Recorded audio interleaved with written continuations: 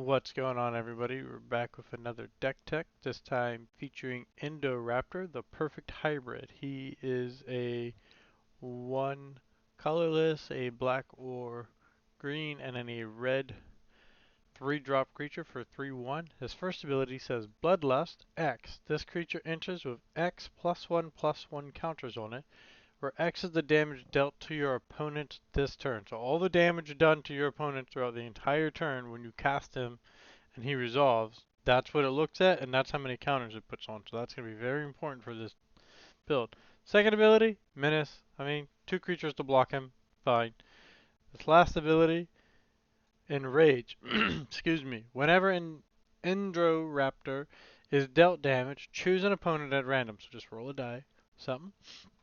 Indoraptor deals damage equal to its power to that player unless they sacrifice a non-token creature of their choice. Okay, so if we wipe out all their creatures, then they have to take the damage directly. If we make this boy really big, then that's a lot of damage. And so that's kind of the main thing that we're trying to do. Wipe creatures out, do a bunch of damage, and then uh, so it's whenever he's dealt damage. Doesn't have to be from your opponent. So if you end up, doing a damage to him 1 point at a time, let's say you put 12 counters on him, you could take 12 damage before you even have to worry about him dying. And so you can just trigger this 12 different times. So we're going to abuse the hell out of this mechanic, and it's going to be nasty. Now, it is before the release of Final Fantasy, so there are some really cool Final Fantasy cards in here, but they're going to show up in the description or in the on Mox field as like not legal. It's only because they're not out yet, but probably by the time anybody actually watches this video, the set will be out and it'll be legal, I promise. In the next video that I do, we're gonna have Yuna. So look forward to that. Alright. Well, so any good red deck's gonna have Blasphemous Act. This is one of the ways we're gonna clear out their creatures. Um, It costs 9, but really, this will make it cost 1. This spell costs 1 less to cast for each creature on the battlefield. So, just 8 creatures on the battlefield, this costs 1. And then Blasphemous Axe deals 13 damage to each creature. That'll pretty much wipe out everything. So, that's how we'll soften them up before we get going. Um, yeah, we'll go ahead and talk about our bombs. Jumbo Cactar, 10,000 needle. Whenever this creature attacks, it gets plus 9,999 plus 0 until end of turn. It's a 1/7. So you just have to be able to attack and have this guy live, and he's a real big beefy. Um, the reason why this guy's a bomb, other than the fact that he can kill you if you don't block him, or if he gets trampled somehow, you're in a lot of trouble. Uh, he's almost a win con in this deck because we have, where is it? Uh, Sorry guys, I should have looked this over a little bit sooner, so I didn't have to. Ah, here we go. Because with this, as an additional cost to cast this spell, sacrifice a creature. Fling deals damage equal to that sacrificed creature's power to any target. So you attack with Jumbo Cactar, and if he survives the attack, you just fling him at somebody. So hopefully it's a 2-for-1 special. Um, and then this kind of does the same thing. Target creature you control deals X damage to any other target and X damage to itself, where X is its power. So, yeah, so you got 2 cards that combined with Jumbo Cactar is the death of at least one player. Um, so yeah, that's what bomb slash win con, but I left him as a bomb. I don't. Is not. If I could somehow do it to everybody, we can make it a win con, but just killing one person. This one's also really powerful. Whenever a player sacrifices a permanent, this creature deals 1 damage to any target. If you combine that with this, they have creatures out, and they choose to sacrifice a permanent, well, just do another damage to the raptor, and make them do it again. So with this guy out with your commander, it creates a loop where you're pretty much wiping their field or doing a lot, or yeah, they basically you force them to take the damage to the face or wipe their field and still take damage to the face. So this is something that your opponents have to deal with your commander out. If your commander's not out there, it's not that big of a deal, but our commander costs 3, so hopefully he'll be out there. Every good deck has card draw or some way to refill your hand because that's how you win Magic, is you have a bunch of cards and answers to things, especially in EDH. So here we go. Greater Good costs 4. Sacrifice creature. Draw cards equal to the sacrifice creature's power, and then discard 3 cards. I don't recommend you using this on the Jumbo Cactor. You will lose the game. But uh, you've got some interesting creatures in here that can get kind of bigly. So there you go. Monumental's Fall. As an additional cost to cast the spell, sacrifice a creature. You draw cards equal to the sacrifice creature's power, and then gain life equal to its toughness. So get a little bit of life and some card draw. Not that big of a deal. And you can also use this and this on your commander. Um, I mean, this is instant speed. This is an enchantment. So they're both instant speed. So anytime like somebody would threaten to destroy your commander, especially because he's probably gonna have 10 plus counters on him, go ahead and just use this and get to he's gonna die anyway. So get that extra oomph and kind of penalizes your opponent for trying to kill your guy. That's what we're about here. Are we still in card draw? Yeah, alright. So, Enrage, whenever this creature is dealt damage, draw a card. So, yeah, this just lets you swing into things. We have a lot of things that can deal damage. It's mostly meant for the Indoraptor, but sometimes you might have more damage you can put, and you don't want to kill the Indoraptor. So maybe throw it on this guy. He could take up the 4 before dying, so you can get you a little bit of card draw. There's options. So event Heart of the Wild. Whenever another creature enters, its controller may draw a card if its power is greater than each other creature's power. This is mostly meant for your commander. Your commander's going to be big. Um, Add X mana in any combination of colors where X is the greatest power among creatures you control. So a little bit of card draw, but it's really a mana ramp card, which I guess maybe I could put it over there. But we mostly want it for the card draw. And then the ultimate card draw, the One Ring, indestructible. When this ring enters, if you cast it, you gain protection from everything until your next turn. Pretty powerful. At the beginning of your upkeep, you lose 1 life for each burden counter on the ring. Tap it, put a burden counter on the ring, then draw a card for each burden counter on the ring. So, you could set it at 2, take 2 damage a turn. I don't know. This is such a good card. You're getting pseudo protection for a turn, and then you're getting you're just able to draw cards when you want to. So that's our card draws. And then we have Damage Plus. This one's a really fun card. Bloodletter of Alazot. I said that right, trust me. It has flying. It's a 2/4. If an opponent would lose life during your turn, they lose twice that much life instead. That is hilarious. It basically says they do double damage, but it gives you, damage is one thing that causes loss of life, but there are other things it says, just tells of says lose life. So this does a little bit more than just like all the red stuff that does like double damage that you're going to see in a minute. So this is actually better for the most part.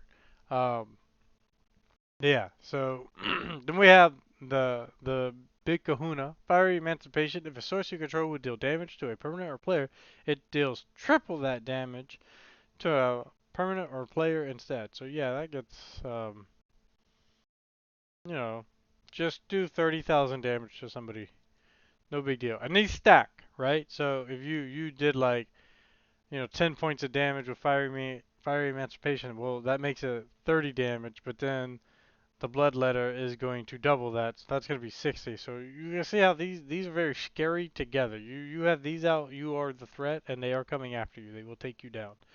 Uh, Sophia Mayhan Dominus. If a source you control would deal non-combat damage to an opponent or a permanent you control, it deals double that damage to that player or permanent instead. And our commander's Enrage ability is a non-combat damage. You can pay 3, discard 2 cards, put an indestructible counter on Selphium. You want your cards to be good by themselves, but you also want them to work in conjunction with the entire deck. And so this is great. A 5/4 indestructible is pretty scary. especially when it's doubling up. It's really a 10-4. So that's pretty scary. Twin Flame Tyrant costs 5, is a 3/5 flying dragon. If a source you control would deal damage to an opponent or a permanent an opponent controls, it deals double that damage instead. So even without your commander going off and doing crazy stuff with a jumbo character going off and being like, I'm big, what are you going to do? Uh, your deck is already designed, or this deck is already designed to push out a ton of damage. Again, these stack, so you have two of these things out, and like you're doing a lot of damage to something, and they're not doing it back. A lot of older red cards that would double the damage, doubled it on both directions. We're not doing that. They take the damage, not me. Um, and then Xenagos, God of Rebels, indestructible as long as your devotion to red and green is less than 7. Your devotion to these pip symbols right here, so you need 7 among all permanents you control. Lands don't count because they don't have pips, uh, and they're colorless. Xenagos isn't a creature, so in order to be a creature, you have to be able to count 7 pips among permanents you control. That's artifacts, enchantments, creatures, even auras count. Uh, But he's a 6/5, he's indestructible, but this ability is where it's really why he's here. At the beginning of combat on your turn, another target creature you control gains haste, excuse me, and gets plus X until end of turn, where X is that creature's power. So I'm giving you trample and I'm doubling your power and the toughness to boot. So this combined with Jumbo Cactor just outright kills somebody. It's like somebody dies. So kill somebody with them and then fling them to somebody else you've done. Kill 2 of your 3 opponents. Uh, Scary stuff. Um, nope, that's a net. All right, so that is our damage plus. Now we're gonna go to double trouble. Double seasoning. Wow, doubling season. Wow. Sorry guys. Uh, As a 5-drop artifact, if an effect would create 1 or more tokens under your control, it creates twice that many of those tokens instead. We don't really get a lot of this in this deck. We have a little bit, but not a lot. But this is why we're here. If an effect would put 1 or more counters on a permanent you control, it puts twice that many of those counters on that permanent instead. Oh, that means when you cast your commander and you get the blood, whatever it's called, blood letter. I should know what it's called. Bloodthirst. Let's say Bloodthirst is 10. Instead of putting 10 counters on them, you're putting 20 counters on them. That's that's pretty gross. Our next card in this category is Gav Scaled Scorched. His ward, pay 2 life, not a big deal. He's a 3/2 little lizard mercenaries. Weird. Other creatures you control enter the battlefield with a +1/+1 counter on them. For each opponent who has lost a life this turn, so that could be up to 3 in a normal pod. Whenever you cast a lizard spell, Gev deals 1 damage to target opponent. To be honest, I think he's the only lizard, so he's really just here for this effect. Um, just getting an extra 3 damage, or 3 counters on your commander is a pretty big deal, and especially combined it with WC, that's 6 counters. So he's a bit of a weak spot, but he's not nothing, especially if you can get him out there before your commander. Roaming Throne, Ward 2. As this creature enters, you choose a creature type. This creature is a chosen type in addition to its other types. If a triggered ability of another creature you control of the chosen type's trigger, it triggers an additional time. So this is a trigger ability whenever he's dealt damage. So with Roaming Throne out there, that's going to trigger twice, and that's really, that's bonkers. And then, Roaming Throne's he's all around good guy. We like him. This is from the Final Fantasy, so it's not out yet, but it will be. It's the Earth Crystal. Green spells you cast cost 1 less to cast. If 1 or more +1/+1 counters we put on a creature you control, twice that many +1/+1 counters are put on that creature instead. So already, that's doubling seasons. So we're doubling up, but then we have this ability. For 6 and tap it, distribute 2 +1/+1 counters among 1 or 2 target creatures you control. So just before you deal damage, tap your crystal and put 2 more +1/+1 counters on your boy. It's gross. All right. Oh, sorry. There's one more. The Skull Spore Nexus. This spell costs X less to cast, where X is the greatest power among creatures you control, so probably costs 2. Whenever one or more non-token creatures you control dies, create a green fungus dinosaur creature token. That's the doubling season token. Um, we'll double that. With power and toughness each equal to the total power of those creatures. Uh, so when Jumbo Cactus dies at 10,000 power, I'm going to create 2 fungus dinosaur creatures.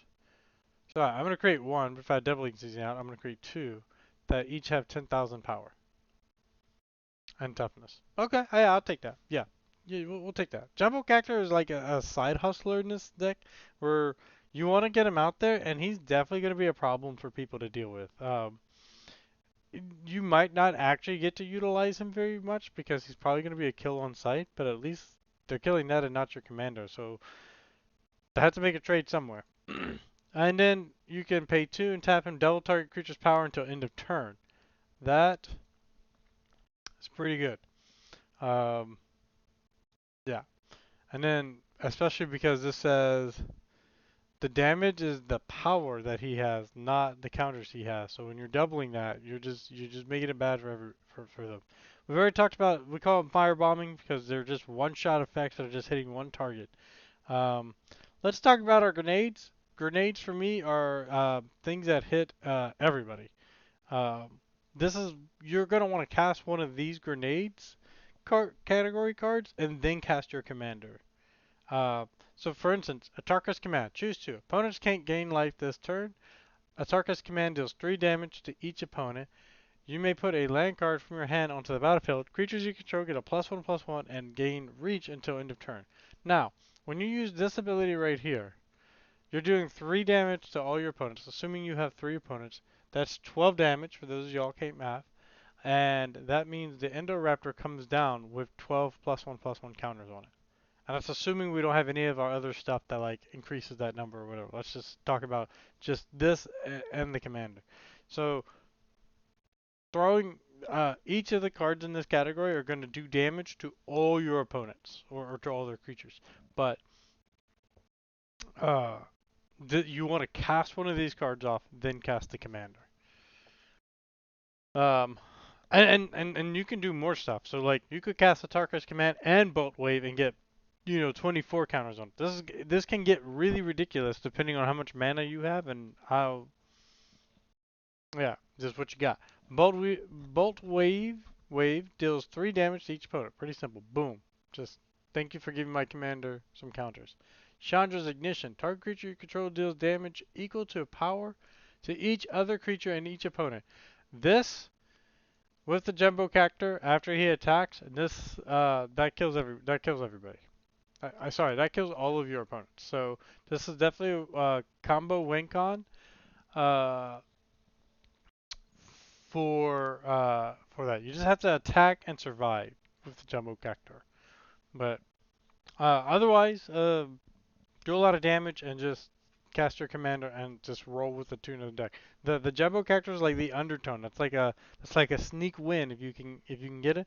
But our main objective is to utilize and abuse our commander's mechanics. Earthquake deals X damage to each creature without flying and each player. So I like this card because you can deal the damage and then cast your Indoraptor to get the stuff that you want. Sorry, the counters you want. Or if your Indoraptor's out, just pay 1, ping him for 1 damage and have his ability go off. Or ping him for more, wipe their field. Like maybe like the greatest. I'm just spitballing here just so you can see it. But maybe the greatest power or the greatest toughness creature on the field that you don't own, or that your opponent owns, is a toughness 4. All right, cast this for 4. Wipes out all their creatures, assuming they're not flying. Deals 4 damage to the Indoraptor, who's going to be, probably like 12 plus. And then it's going to trigger his ability, and they don't have any creatures. Because you just wiped them all out with Earthquake. So now they have to take that damage to the face. Oh, and then if you have a swung, go ahead and swing. Follow it up with a little claw. Fiery Confluence. This is an awesome, awesome card in this deck. Choose 3, you may choose the same mode more than once. Deals 1 damage to each creature, deals 2 damage to each opponent, destroys an artifact. So, I mean, 2, 4, 6. Uh, that's 18 damage. That's 18 counters right there. I don't know why my brain just like died when I tried to do the math. Uh, or, Raptor's already on the field. This is great. Something that I can choose. Raptor on the field. Raptor needs to come out. I can, or they got some crazy stuff over there that needs to get rid of. I can do one of each. It's just whatever you need. I love options. Uh, Volcanic Fallout. This spell can't be countered. Fuck you, blue players. Volcanic Fallout deals 2 damage to each creature and each player. So this will work no matter where you need it to. You don't get to choose it; it just works whenever. So that's that's our game plan with grenades. That's what we want to do. Is we want to use one of these cards, then cast our commander. Um, and then when our commander's on the field, what I've got over here is called slow burn. These are things that stick around and can do damage continuously. Uh, at the beginning of your upkeep, this creature does 1 damage to each opponent. You gain life equal to the damage dealt this way. So, I mean, worst case scenario, you bring your commander down with 3 counters with this guy. But really what we want is this guy, deal 3 damage, and then like cast a grenade card and just multiply that damage. Remember, it's not the greatest amount of damage that has been dealt, it's all the damage that has been dealt up to the point of you casting your commander. So you're going to have to keep track of that. Um, but the more damage you can stack on your opponent and then cast your raptor, the more better for you. Gutter Snipe. Thought about cutting this card, but I don't know. He's good. Whenever you cast an instant or a sorcery spell, Gutter Snipe deals 2 damage to each opponent. Um, again, he can get pretty nasty. So what's really nice that the commander comes out so cheap. He's only cost 3, so you can bring your commander out. Maybe turn 4.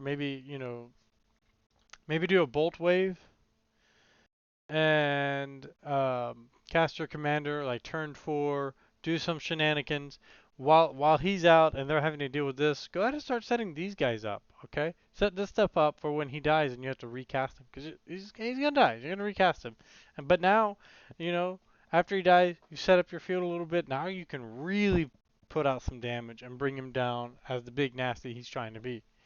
Um, This guy is gross. Heartless Hitasuko. You tap him, he deals damage to each player equal to half that player's life total, rounded down. Yeah, you use this in the Raptor, you're an asshole, but at least you'll be winning. Orc Bowmaster. I cannot talk this morning, I apologize. He has flash, he's a 1/1. When this creature enters and whenever an opponent draws a card, except the first one they draw, and each of their draw step, this creature deals 1 damage to any target. Then amass Orcs 1. This could trigger your Indoraptor on everybody's turn. That's pretty hilarious. Pestilence. This is one of the big nasty ones. 4. At the beginning of your end step, if no creatures are on the battlefield, sacrifice this enchantment. You can pay 1. This enchantment deals 1 damage to each creature and each player. Um, so you could pay a couple, deal some damage to the players to bring your commander down. Or if your commander's down, you just do 1 damage to him, trigger his ability, do another damage to him, trigger his ability until you leave him with at least 1 toughness so he can live next day. But yeah, this thing lets you trigger your commander multiple times, and that's gross. Um, Plague Spitter. At the beginning of your upkeep, this creature deals 1 damage to each creature and each player. When this creature dies, it deals 1 damage to each creature and each player. So, you know, uh, it's kind of like Pestilent. It's like a worse Pestilent on a stick that you don't get to control, but it's in there to do the thing that we're already doing. And honestly, spreading out that 1 damage to everybody on top of doing all the damage you're already doing, it's nasty, especially if you double it up, right? Whereas if you double it up, you're just gonna kill him. But those are the risks when you play these kind of colors. This is basically the same as Pestilence. At the beginning of your end step, if no creatures are on the battlefield, sacrifice this enchantment. You pay 1. This enchantment deals 1 damage to each creature and each player. So it's just basically another, um, which Pestilence. Would not play them both at the same time. Might be tempting. You might be like, but I've only got 3 black mana and I've got 3 red mana, so might as well pay them both. No, no. Your opponents are going to blow this enchantment up, especially if they've seen this deck. So just keep one in hand for when they do, and just play the other one. Scytheclaw Raptor, whenever a creature casts a spell, if it's not their turn, this creature deals 4 damage to them. So go ahead and let the blue players play around. They're going to find out. Um, so those are, between your firebomb, grenades, and your slow burns, you've got a lot of damage you can push out to your opponents and do some crazy stuff. Let's talk about some other cards. These are lifelock. Haste. Whenever this creature is dealt damage, it deals that much damage to any target. Okay. If so, this will trigger off of all those pestilence that you're hitting. Um, if a player is dealt damage this way, they can't gain life for the rest of the game. Um, Denying your opponent's life forever in a deck that is just pushing out damage left and right is amazing. So take that. Uh, Sunspine Lux, players can't gain life. Damage can't be prevented. When this creature enters, it deals damage to each player equal to the number of non-basic lands that player controls. Oh man, this should have gone into grenades. So again, we don't want our players gaining life. We're trying to dominate the table as quickly as possible. And then you can cast this guy to get your commander on the field. And the Lord of Pain, he has menace. He's a 5/5/5. Your opponents can't gain life. That's why he's in this category. Whenever a player casts their first spell each turn, choose another target player. The Lord of Pain deals damage equal to that spell's mana value to the chosen player. So again, you have all these effects that just stack up. All these ways of getting damage out there, It's a lot to keep track of, but you're going to be pushing so much damage, and then your commander's coming down, and he's going to finish it off. So we got 1 mana reduction. Each spell you cast that's red or green costs 1 less to cast. It helps. And he's cheap to put out there. Jeskai Will, the difference between ramp and mana ramp is ramp happens this turn only, and mana ramp sets you up for multiple, more than just one turn. So you choose one. If you control a commander as you cast a spell, you may choose both instead. You can add 1 red for each card in target opponent's hand, or you can exile the top 3 cards of your library. You may play them this turn. So pretty straightforward. It's pretty great. You got 3 removals. Didn't do a whole lot of removal because honestly, all the damage you're pushing out is removal. And you're not looking for a long game. You're looking to sit down and clean house. Yeah. So Assassin Trophy, destroy target permanent and opponent controls. Its controller may search their library for a basic land card and put it on the battlefield. So anything that's a problem, bam, gone. Same thing, Beast Within, destroy target permanent. A controller creates a 3/3 green beast creature token. These are both instances. Just whatever is on the field that I don't need on the field, gone. And then, if you control a commander, you may cast this spell without paying its mana cost. You can exile target creature. So this only hits creatures, but you could potentially pay it for free, and it gets rid of them permanently unless it's their commander. So that's our removal package. We have some protection. Deflecting Swat. If you control a commander, you may cast this spell without paying its mana cost. You may choose new targets for target spell or ability. So if somebody tries to blow up one of your things with their Assassin Trophy, you'd be like, no thank you. Heroic Intervention. This is good against, this is amazing against board wipes. Permanents you control gain Hexproof and Indestructible until end of turn. And then this one is a pseudo protection, but I like it. Creature spells you control can't be countered, so fuck you, blue players. Non-token creatures you control have Riot. They enter with your choice of, oh, what is that? A +1/+1? Counter or haste. Honestly, because you're probably already getting a bunch of +1/+1 counters on your commander, I would have him enter with haste. Honestly. And then we don't have too much more. Obviously, we'll talk about our tutors. Search your library for a card, put your card into your hand, then shuffle. Lately, I've been building decks where I only have tutors for my win con. But this search is for everything, so yeah. And then same thing with this. Search your library for a card, then shuffle and put that card on top. You lose 2 life. Um, yeah, so you get you get whatever you want. Go get your jumbo cactus, and then go get Chandra's ignition. You just win the game. Worldly tutor. Search your library for a creature card, reveal it, then shuffle and put it on top. Obviously, again, I think you're looking for jumbo cactus here, especially if you've already got Chandra's ignition. Uh, you know, just get it out there and set it up. And then you have some mana ramp. Birds of Paradise, also called Bob. Add one mana of any color. It's pretty straightforward. It's cheap, easy. Cultivate, of course.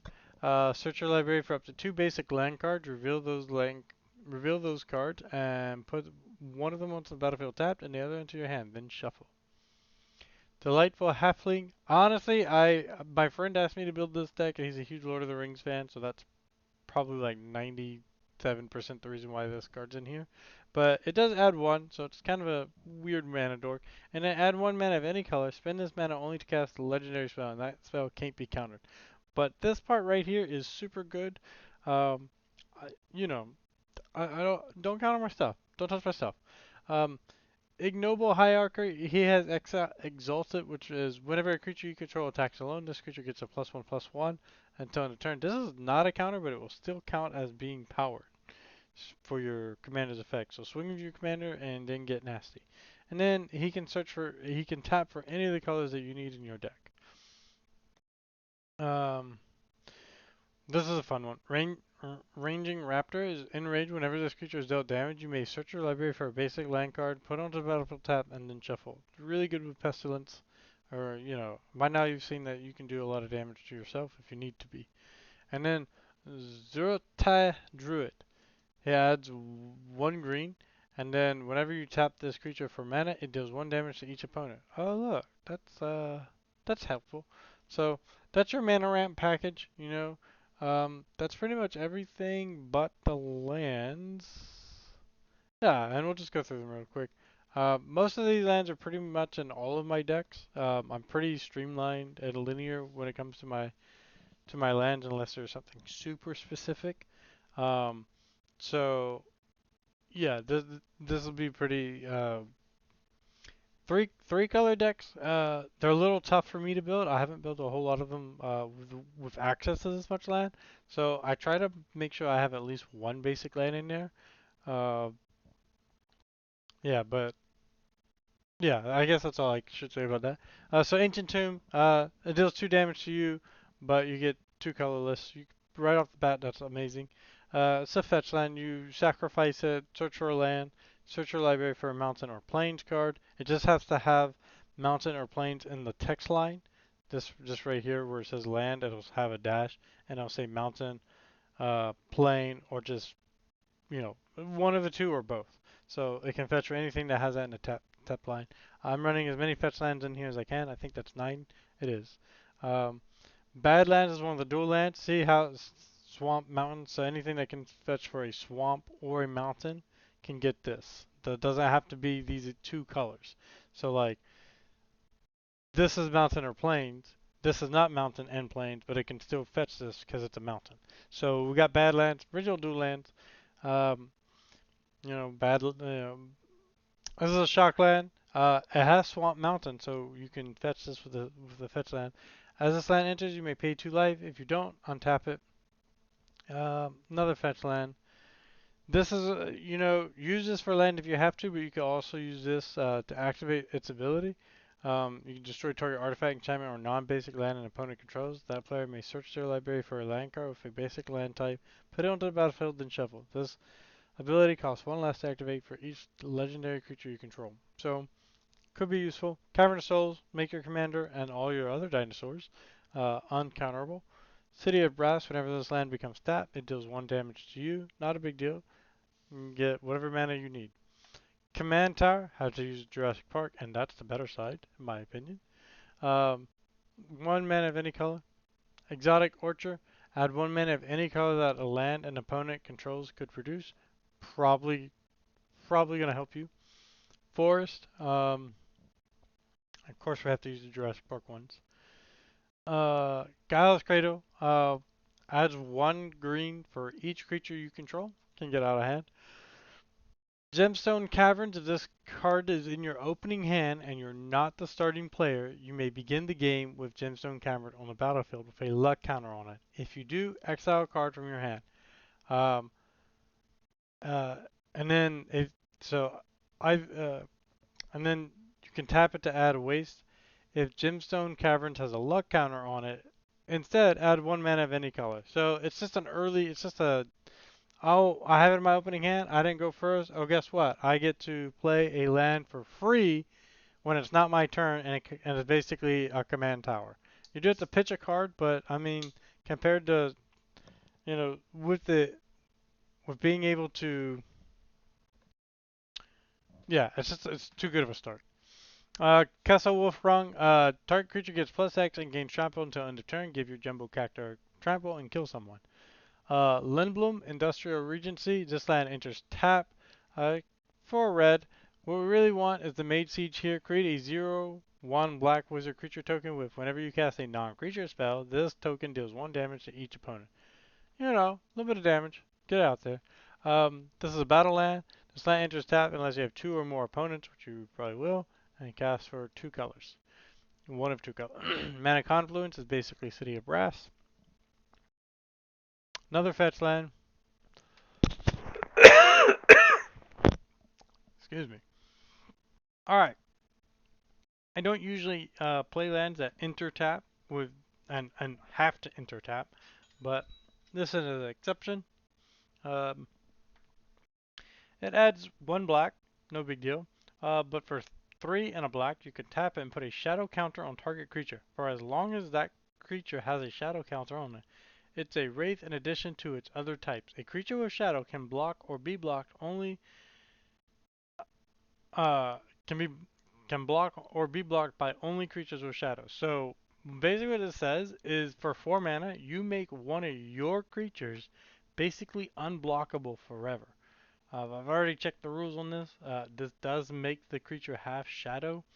And so unless they also have shadow, which is such a rare mechanic to begin with, uh, put shadow on your jumbo cactar and they can't block him, which means he'll survive, and then you just blast a hole into the earth. So that's why he's in here. It's a really powerful land. It's really good.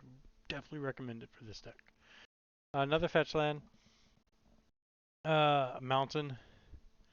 Shockland. For Phyrexian, you can sacrifice a creature and get 2 mana. Not the greatest. You don't really have a lot of. You only have like one thing in here that's producing tokens that you can sack. But you know, it's there if you need it in a pinch. I'd rather have the option than not. Fetch land, but can only get a basic land. Reflecting Pool, add 1 mana of any type that a land you control could produce. Please don't make this your first land that you put out. Pick something else. Fetch land, battle land, shock land, swamp. Another dual land, another battle land. Okay. And then Orborg, each land is a swamp in addition to its other land types. It's a good card. It also makes your City of Brass and your Mana Confluence able, not City of Brass, sorry, just your Mana Confluence. City of Brass will always deal damage to you. But it makes Mana Confluence being able to tap without doing damage. Pretty nice. Urza Saga, it's a cuttable card, but you know if you've got it, put it in there. Can get you a creature, can get your Soul Ring. Not too shabby. Um, fetch land, fetch land, fetch land. Basically, makes all your lands a force in addition to the other type. So same thing. And then this is another that has to come in tap. Make this your first land if you don't have a turn 1 play. Because you can fetch. It's got all the tags, so you can fetch it with a fetch land. You're probably gonna have a fetch land. You have like a 47% chance of having a fetch land in your opening hand. So go ahead and just grab this, put it on the battlefield. And that's it for lands. Last, we'll just do mana rocks. Of course, we have Arcane Signet, add 1 mana of any color to your commander's color identity. Crone Mox Imprint, when this artifact enters, you may exile non-artifact, non-land cards from your hand. Just pitch a card you don't need right now. And then you get 1 mana of any of that exile. The main thing here is you can play it for free, so it's early on. It's mana. It gets you ahead of the curve, is what we're trying to get to. Herald's Heirloom, Herd Heirloom. I don't know why I said Herald. Uh, add 1 mana of any color. Spend this mana only to cast creature spells. Great, we get a bunch of those. Until end of turn, target creature you control with +4 or greater gains trample, and whenever this creature deals combat damage to a player, draw a card. The trample here is what we're really looking for, but we'll take a card draw. Trample for Jumbo Cactor, card draw for everybody else. I mean, trample also helps everybody else, but really, I mean, come on, 10,000, trample. Just go ahead and just end someone. If this artifact would enter, you may discard a land card instead. If you do, put this artifact onto the battlefield. If you don't, put this onto its owner's graveyard. So again, 0 cost, add 1 mana of any color. It's just really good acceleration. And then of course the Bomb Diggity Soul Ring. All right. All right, everybody. That's it for this deck. I know it went kind of fast and kind of jumbled. I am trying to get these videos shorter. I don't know if I should just not talk about the lands, um, or not. I don't know. But anyway, hope you enjoyed it. Peace.